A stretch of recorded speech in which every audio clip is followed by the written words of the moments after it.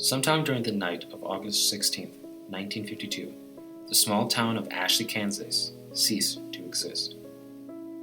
At 3:28 a.m. on August 17th, 1952, a magnitude 7.9 earthquake was measured by the United States Geological Survey. The earthquake itself was felt throughout the state and most of the Midwest. The epicenter was determined to be directly under Ashley, Kansas. When state law enforcement arrived at what should have been the outskirts of the farming community, they found a smoldering, burning fissure in the earth, measuring 1,000 yards in length and approximately 500 yards in width. The depth of the fissure was never determined. After 12 days, a statewide and local search for the missing 679 residents of Ashley, Kansas was called off by the Kansas state government at 9:15 p.m. on the night of August 29, 1952. All 679 residents were assumed to be dead. At 2:27 a.m. on August 3, 1952, a magnitude 7.5 earthquake was measured by the United States Geological Survey. The epicenter was situated under what used to be the location of Ashley, Kansas. When law enforcement investigated at 5:32 a.m., they reported that the fissure in the earth had closed. In the 8 days leading up to the disappearance of the town and its 679 residents, bizarre and unexplainable events were reported by dozens of residents in Ashley, Kansas, and law enforcement from the surrounding area. On the evening of August 8, 1952, at 7:13 p.m., a resident by the name of Gabriel Jonathan reported a strange sight in the sky above Ashley. The town itself, having no official law enforcement, called into the police station of the neighboring town of Hayes. Gabriel reported what appeared to be a small black opening in the sky. Within the next 15 minutes, the Hayes police station became overwhelmed with dozens of phone calls, all reporting the same phenomenon. The phenomenon was never reported by any neighboring communities. A decision was made to send a trooper to Ashley to investigate the matter the following morning. At 7:54 a.m. on the morning of August 9, 1952, Hayes police officer Alan Mace radioed the Hayes police station. He reported that, despite following the one-way road leading into Ashley, he had become lost. According to his reports, the road continued along its normal path, but somehow ended back into Hayes. Officer Mace went on to add that the road never curved or bent in any direction. At 9:15 a.m., 7 of the town's 10 police cars were sent to investigate the situation, and all members of the team came to the same conclusion. The only road leading into Ashley stopped leading into Ashley. Instead, led back to Hayes. The phone calls continued to pour into Hayes police station, all reporting that the black opening in the sky continued to grow in size. All callers were advised to remain inside and not to travel outside unless absolutely necessary. At 8:17 p.m., Mrs. Elaine Cantor reported her neighbors, Mr. and Mrs. Milton, and their 2 children, Jeffrey and Brooke, missing. According to Miss Cantor's phone call, the Miltons attempted to leave town in their family car earlier in the evening. They never returned. Law enforcement officers from Hayes never reported the car or individuals coming up the one-way road. At 7:38 a.m. on the morning of August 10, 1952, the phone calls from Ashley, Kansas into the Hayes police station reported that the town was in total darkness. The sun had never risen. At 10:15 a.m., at the request of Hayes law enforcement, a helicopter from Topeka, Kansas flew over the region in which Ashley, Kansas stood. The town was never observed from the air. At 12:43 p.m. on the afternoon of August 11, 1952, Miss Phoebe Danielewski called into the Hayes police station. She reported that her daughter Erica had begun to have conversations with her father, who died 3 years prior in a drunk driving accident. To add to her concern, Ms. Danielewski reported that Erica was attempting to go out into the dark to join them. Over the course of the next 12 hours, a reported 329 phone calls were placed in the Hayes Police Department, all describing similar phenomena with the children in the town. The following morning of August 12, 1952, the situation became dire.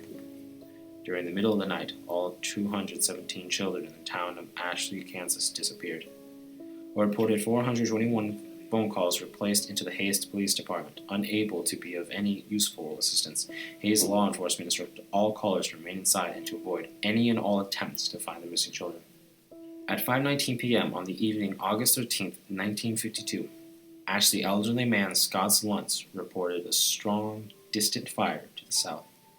According to his description, the fire seemed to turn the distant black into a bright red and orange that seemed to extend high into the sky. Throughout the rest of the day, calls came in stating that the fire, in addition to moving north, now seemed to be coming out of the black sky. No fire was ever witnessed by any neighboring communities or law enforcement officials. The reports continued until 19:09 a.m. on the morning of August 14, 1952. The last phone call placed by Mr. Benjamin Edicott reported that the fire in the sky had grown so intense that it began to appear as daytime over the town. The phone call ended abruptly. Just hold on. Wait. Yeah.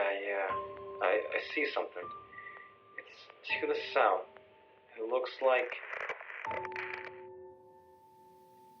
The next phone call wouldn't be placed until the following evening. The following is the entire transcript of the final phone call to be received by the Hayes Police Department out of the town of Ashley, Kansas. It was placed at 9:46 p.m. on the evening August 15, 1952. In this recorded phone call, the officer on duty is Officer Peter Welsh. The caller has been identified as Miss April Foster. Hayes Police Department. Hello? Yes, hello? Ma'am, who am I speaking with? My name is April Foster. Please, sir, please help me. What is happening, ma'am? Last night they came back. Ma'am, I'm gonna need you to... Last night they came back. Ma'am, I'm gonna need you to calm down and speak clearly. What happened? Who came back? Everyone. Everyone? They all came in the fire. What do you mean, everyone? My son. I saw my son last night. He was walking down the street. He was burned. Jesus Christ, he was burned. Ma'am, He died last year. I raised him since he was a baby. It was just me and him. I told him to watch for cars when he rode his bike, but he never wanted to listen.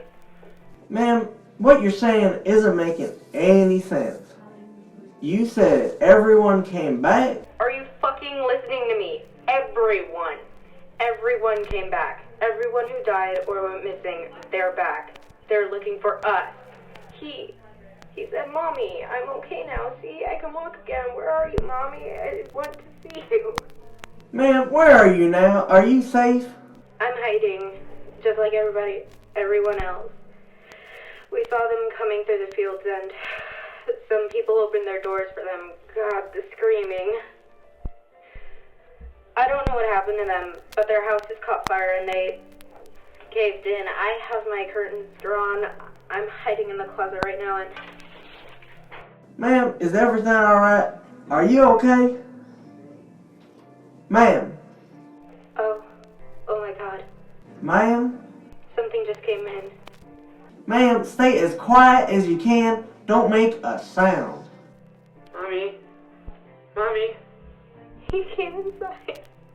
Stay absolutely still. Don't leave. Mommy, where are you hiding? Stay quiet. I found you, Mommy! Ma'am! The following morning, at 6:55 a.m., the law enforcement officials of the Hayes Police Department arrived at the location of Ashley, Kansas. A smoldering, burning fissure in the earth was all that remained.